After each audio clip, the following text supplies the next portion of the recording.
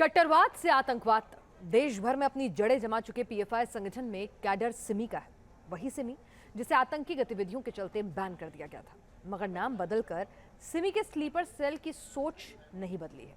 और यही बात पीएफआई के 2047 वाली साजिशों की टूलकिट के सामने आ रही है, जिसका एक ही मतलब है, मजहब के नाम पर देश के मुसलमानों को भड़काना और फिर 2047 तक का टारगेट लेकर इस्लामिक राष्ट्र बनाना। बिहार में पीएफआई के टेरर मॉड्यूल का पर्दाफाश। राजस्थान में करौली उदयपुर कांड में पीएफआई कनेक्शन।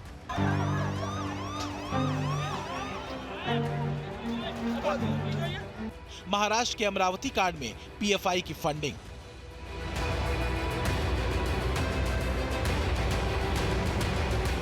मतलब इस्लामिक राष्ट्र के जिस प्लान को सिमी पूरा नहीं कर पाया, उसे 2047 तक पीएफआई पूरा करने का नापाक मंसूबा पाले बैठा है और इसलिए हिंदुओं को लगातार टारगेट कर रहा है।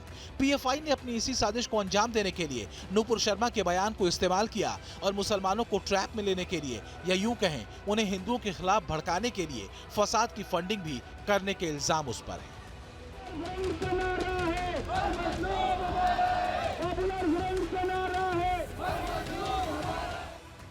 एक पोस्ट पर कत्ल, अमरावती कांड का पीएफआई कनेक्शन।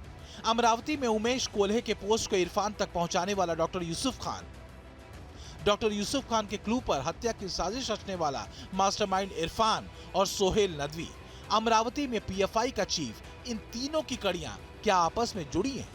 और हत्याकांड के लिए पैसे कहां से डंप हुए? एनआईए फिलहाल इसी मॉडस ऑपरेंडी को डिकोड करने में जुटी हुई है। इसी तफ्तीश के तहत एनआईए की टीम ने सोहेल नदवी के घर पर दबिश दी थी।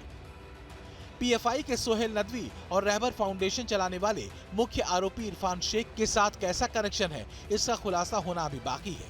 लेकिन एनआईए सूत्रों से न्यूज नेशन को जो जानकारी मिली है, उसके मुताबिक अमरावती में पीएफआई हेड सोहेल नदवी से एनआईए ने पूछताछ की। एनआईए को लिंक मिले कि अमरावती में उमेश कोल्हे की हत्या के आरोपी इरफान को पीएफआई से फंडिंग हुई थी। मास्टरमाइंड इरफान लगातार सोहेल नदवी के संपर्क में भी था।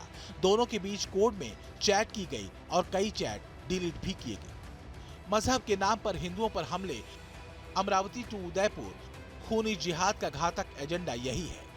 यही वो बर्बरता का पैटर्न है जिस तक देश की तमाम जांच एजेंसियां पहुंचने की कोशिश कर रही हैं। ये देश के अंदर पनप रहे इस्लामिक कट्टरता की बर्बर साजिशें हैं या फिर विदेशों से जिहाद के नाम पर किया गया ब्रेन वॉश। जांच पड़ताल चल ही रही थी कि तेलंगाना में दंगा ब्रिगेड पीएफआई के उस मॉड्यूल का पर्दाफाश होता है जो हिंदू विरोधी एजेंडे का न सिर्फ एक टूल है, बल्कि कट्टरता की जड़ें जमाने की फिराक में भी था। और इनके निशाने पर थे हिंदू। इस्लामिक राष्ट्र बनाने के जंगी उन्माद में पीएफआई जैसे हिंदुओं को टारगेट करने की ट्रेनिंग दे रहा।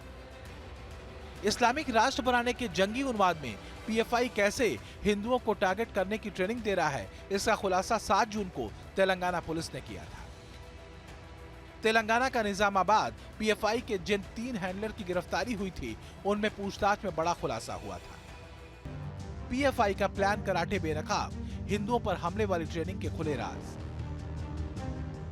पीएफआई के हिंदू विरोधी ट्रेनिंग सेंटर का सरगना 52 साल का अब्दुल कादिर है। वो मुस्लिम मोहल्लों में युवकों का ब्रेन वॉश कर उन्हें इन कैंपों तक लाता था और फिर हिंदुओं को उनका दुश्मन बताकर अटैक करने की ट्रेनिंग देता था। पीएफआई के तीनों लीडर्स से कई हथियार भी बरामद किए गए हैं। इन हथियारों का इस्तेमाल ट्रेनिंग कैंपों में किया जाता था। इन कैंप में भाग लेने वाले युवाओं को एक खास समुदाय पर हमला करने के लिए ट्रेनिंग दी जा रही थी। पीएफआई की आतंकी कुंडली को अब जांच एजेंसियां खंगाल रही हैं। इस मामले के सामने आने के बाद पीएफआई की गतिविधियों की गहनता से पड़ताल भी शुरू कर दी गई है। निजामाबाद पुलिस पीएफआई के इन कट्टरपंथियों के पुराने क्रिमिनल रिकॉर्ड भी चेक कर रही है, क्योंकि देश भर में पीएफआई के स्लीपर सेल एक्टिव हैं, जो किसी भी मामले में हिंदू विरोधी दंगे के लिए कुख्यात हैं। ऐसे में बड़ा सवाल यही है कि पीएफआई की दंगा ब्रिगेड अब तक आजाद क्यों है? Team news nation.